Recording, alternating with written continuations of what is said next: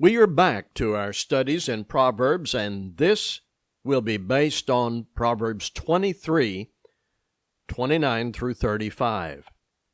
In earlier studies, we've often observed these virtues and disciplines given by God for our response, like self-control, resisting temptation, taking responsibility for your life and your role in your marriage and family, being a good neighbor. In the early chapters, we are impressed by the need to apply God's wisdom in our lives, general appeals to be wise and to honor and glorify God. Then we get into very specific applications, not in lengthy discourses, but in proverbial format, God's text messages. We are now in that phase of these classes where we are focused on specific topics. And if you have already turned to Proverbs 23, 29 through 35, here you already know is an important topic. This was important all the way back in the time of Noah, up through the time of Christ and the apostles, and there isn't any doubt this is a major issue in our time. The subject is intoxication. There are some personal disclosures I believe I need to express in the beginning before we get into our text. I'm not a drinker, not even moderate. I just don't drink intoxicating beverages at all. In addition to that personal policy, I admit I am prejudiced against the alcohol industry. I have witnessed the ruin that alcohol brings into the lives of people. Our nation, even our government, takes a favorable view of alcohol to the point of celebration, in spite of the damage it causes. And I'm convinced by Scripture that I should not drink alcohol at all. I know that my view is considered extreme by many, unreasonable, or just wrong, but it's my personal conviction, and I don't want you to just infer it. I'll just state that up front for the sake of clarity and disclosure. While that disclosure seems necessary, what's really important, most important, what has God said? Here's one part of what God has said on this subject. Proverbs 23, 29 through 35. Who has woe? Who has sorrow? Who has strife? Who has complaining? Who has wounds without cause? Who has redness of eyes? Those who tarry long over wine, those who go to try mixed wine. Do not look at wine when it is red, when it sparkles in the cup and goes down smoothly. In the end, it bites like a serpent and stings like an adder. Your eyes will see strange things, and your heart utter perverse things. You will be like one who lies down in the midst of the sea, like one who lies on the top of a mast. They struck me, you will say, but I was not hurt. They beat me, but I did not feel it. When shall I awake? I must have another drink. I've preached sermons on this passage many times over 50 years, and I sometimes begin by saying this passage begins with a pop quiz. Verse 29 opens with a series of questions. Listen again. Who has woe? Who has sorrow? Who has strife? Who has complaining? Who has wounds without cause? Who has redness of eyes? Verse 29 is a series of questions, and the next verse supplies the answer. Who exhibits these symptoms? Those who tarry long over wine. Those who go to try mixed wine. Now, this is not some sort of deep, complicated, or mysterious passage with hidden meaning that you have to navigate or definitions to be extensively explored. No, this is simple. God's text message in Proverbs about intoxication. Who has the symptoms given in verse 29? And the answer is given in verse 30. If there were nothing else in the Bible on this subject, this would be sufficient for me to avoid the substance here specified. But let's take a different approach. Can you imagine someone wanting or being attracted to the symptoms listed in verse 29?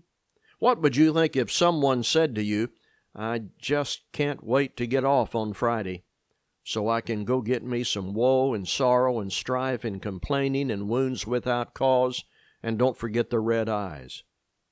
Yet, that is exactly what many people do on Fridays, some perhaps every evening. Liquor stores historically have their biggest days on Fridays and Saturdays, so that many people can experience the symptoms written in Proverbs 23:29.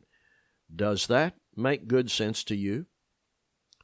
Can you imagine someone going into a store where alcohol is sold and saying to a sales representative, listen, do you have anything that will give me woe, sorrow, strife, complaining, wounds without cause, and redness of eyes? Oh, yes, sir, we do. Over here on aisle 5, we even have it in gallons. Does that make good sense to you? People do this all the time. And in this passage, what do you think God is saying about that practice? If you don't want the symptoms written in verse 29 caused by alcohol, pay good attention to verse 31. Do not look at wine when it is red, when it sparkles in the cup and goes down smoothly. This doesn't say, go ahead and have some, just not too much. You'll know when to stop. This says, do not look at it. Remember, prohibitions are introduced by these simple words, do not. So, what are you thinking so far? Listen again. Who has woe? Who has sorrow? Who has strife? Who has complaining? Who has wounds without cause? Who has redness of eyes? Those who tarry long over wine, those who go to try mixed wine. Do not look at wine when it is red, when it sparkles in the cup and goes down smoothly. All right, pretty clear so far, don't you think? Let's move ahead. Often in the book of Proverbs, we are warned about some type of behavior by being asked to consider the end result. So something looks good, and others are inviting us to it, but the warning is, consider the end of it. Verse 32, in the end, it bites like a serpent and stings like an adder. Now, here is something that in the beginning may seem to have a good effect, but look at that phrase, in the end. God calls us to look at the end of a thing. God's wisdom says, look out, what's going to happen? In the end, it bites like a serpent. Do you like snakes? I don't either. By the way, I'll offer this next bit of information to illustrate how foolish people can be about what they drink and about the drive of addiction. In China, Taiwan, Cambodia, the Philippines, and other Asian cultures, there is actually something called snake wine. And by the way, often has nothing to do with grapes. People take grain alcohol, which was called white lightning or moonshine in American history. People take grain alcohol and drop a live snake into it and let it marinate and then drink the whole concoction. That is a case where, in a manner of speaking, you get the snake in the beginning of the process. But people want their woe and sorrow. The rest of our passage is a picture of the drunk. Beginning at verse 33, your eyes will see strange things, and your heart utter perverse things. You will be like one who lies down in the midst of the sea, like one who lies on the top of a mast. They struck me, you will say, but I was not hurt. They beat me, but I did not feel it. When shall I awake? I must have another drink. My 3-year military career in the 60s put before my eyes a lot of behaviors I never really wanted to see. Sometimes we would have a weekend off, no duty.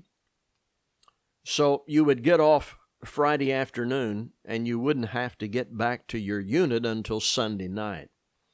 If you were in the barracks on Sunday night as those soldiers came back from their 3-day weekend, you would hear strange things and perverse things.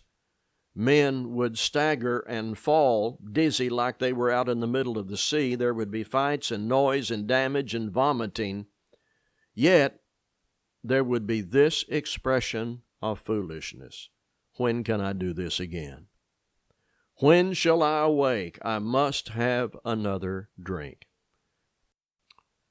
What do you think this passage is telling us?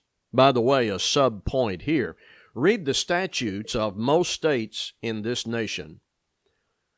Read how impairment is defined, what law enforcement looks for. It will almost always resemble or sometimes duplicate Proverbs 23, 29 through 35. And we ought to apply this equally to intoxication from other substances like marijuana and cocaine. So listen again with me. Who has woe? Who has sorrow? Who has strife? Who has complaining? Who has wounds without cause? Who has redness of eyes?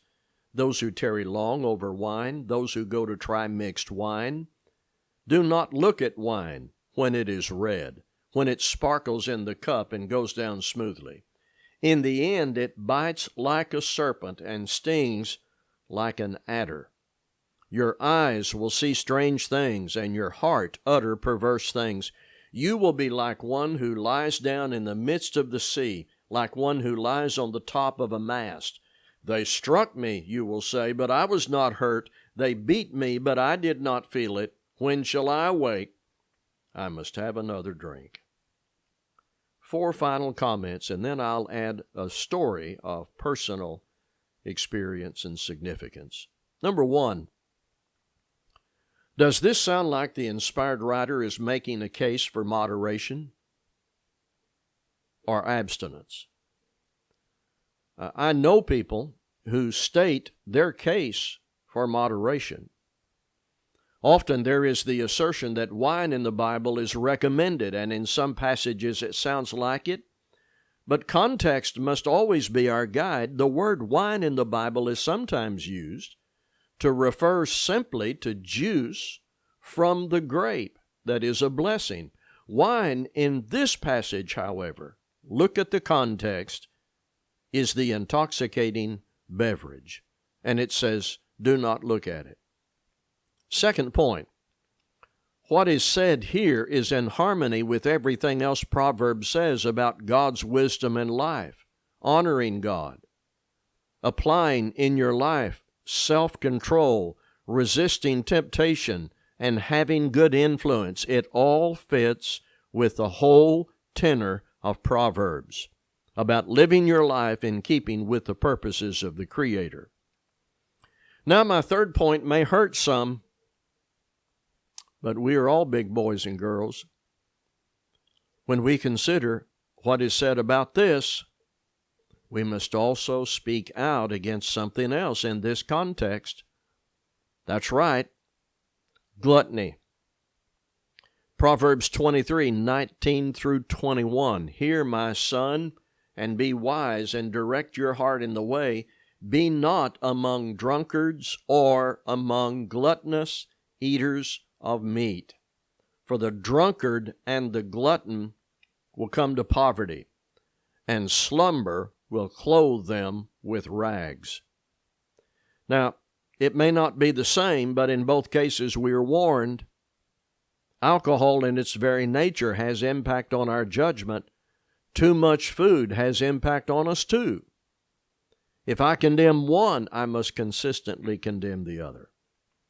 I make the distinction between the substances consumed while being consistent, if not convicting, to those of us who sometimes eat too much.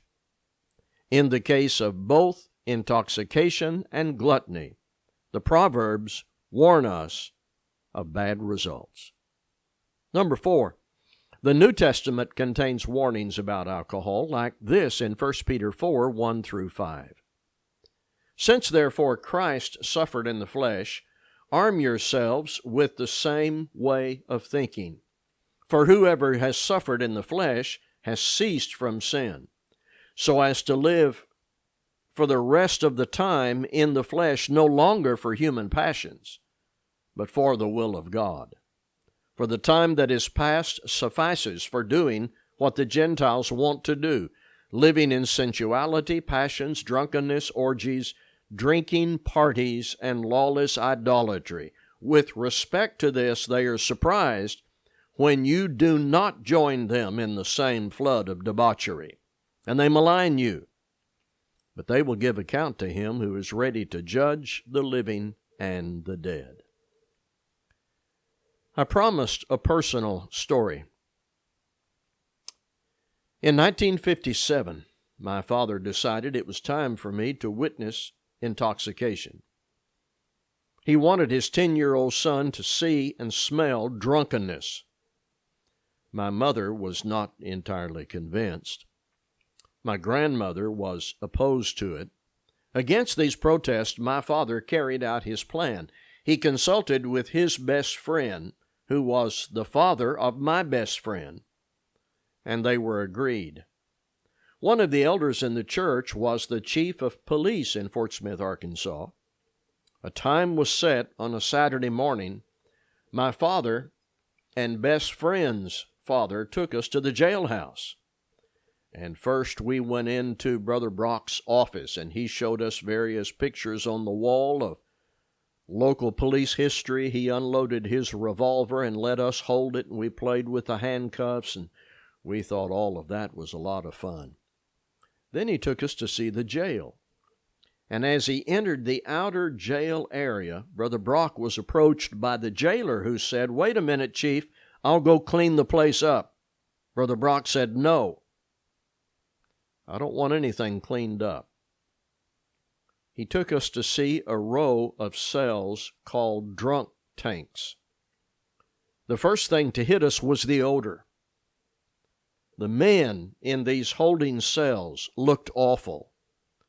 They were soiled, some of them passed out, exposed, coughing, speaking unknown words, and we were shocked. We gagged. And we looked at Brother Brock and our fathers, and they didn't say anything, because the scene said everything. Lesson learned. But it was here in the Bible all the time, in Proverbs 23. If you believe this teaching reflects what the Bible says, please share. Thank you for listening.